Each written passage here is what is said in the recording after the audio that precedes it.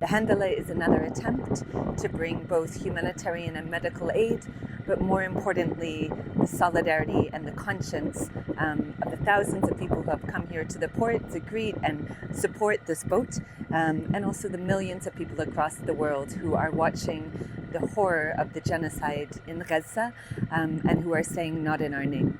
So we're here in the front of the ship, in the bow. This is a converted fishing trawler, a Norwegian converted fishing trawler.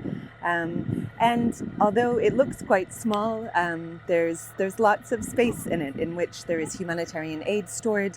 And as we'll see downstairs, the photos and toys of children that have been sent from Italian children to the children of Gaza.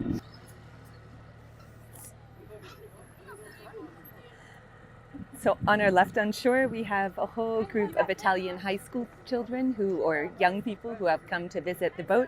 Yazan, who's down below, who is a Palestinian diaspora activist, is giving them a tour and talking them through the purpose of this mission and also what they can do as young students to be active and to really try and challenge the complicity of our governments in Europe.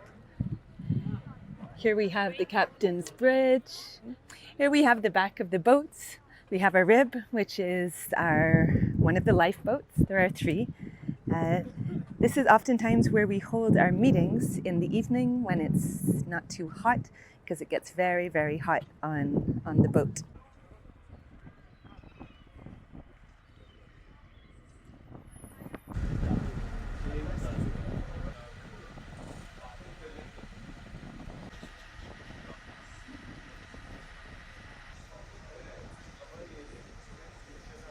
A lot of the visitors who come here, particularly children and their families, have signed their names here.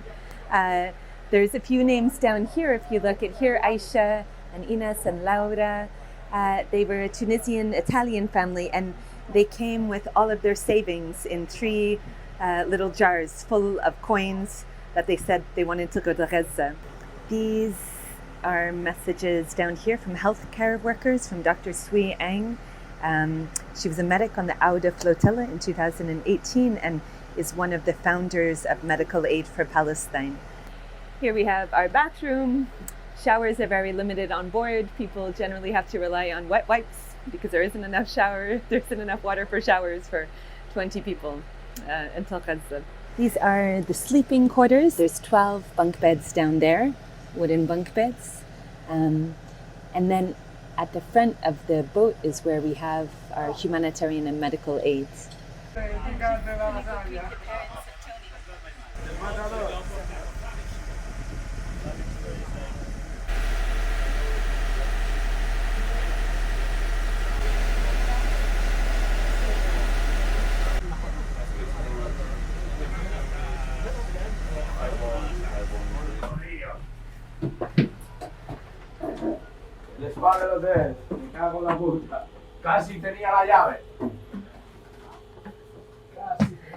This is our very small kitchen that produces food for the 20 people on board.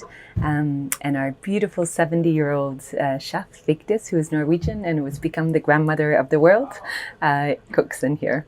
And her main ingredient is love.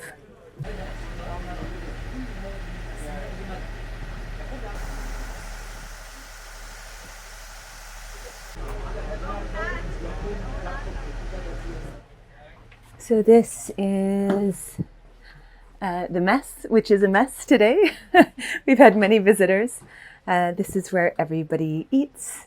It's also where we hold our meetings if it's too hot outside. And again, there's art on the walls from some of the children who have come here.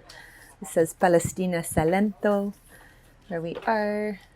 This was a book by Dr. Mads Gilbert, who is a Norwegian doctor who spent many years in Gaza.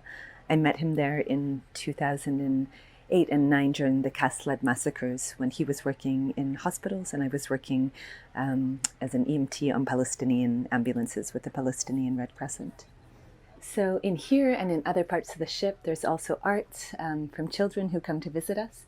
Sometimes they come and they draw in here. Sometimes they come with their art already made.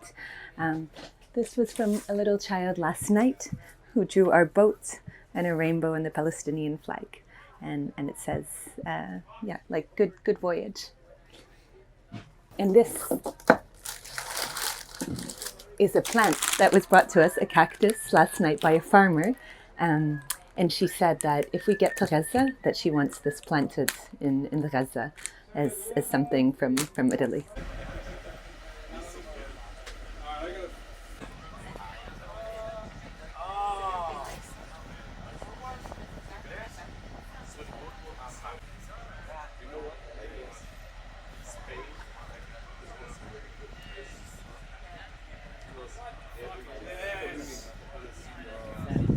What we're feeling on this boat is the duality that people come here with, the grief, the horror, the outrage that we are all feeling watching the ongoing genocide in Gaza, the ethnic cleansing, the occupation, the apartheid state that people live under.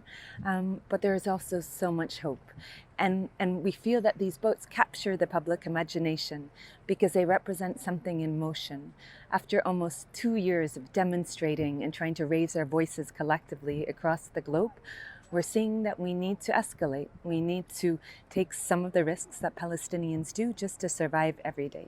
And this mission is that. This mission is people from across the world united in one goal, and that is to show solidarity with the Palestinian struggle for freedom.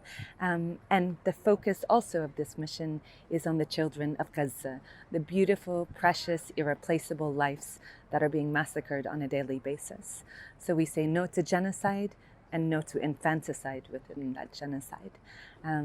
And I hope, as do many of us, when we see these beautiful Italian children that come here every day and night dancing and, with their arts and their footballs and their bicycles. And we hope that Palestinian children in Gaza and throughout occupied Palestine eventually not only have freedom and rights, but also joy.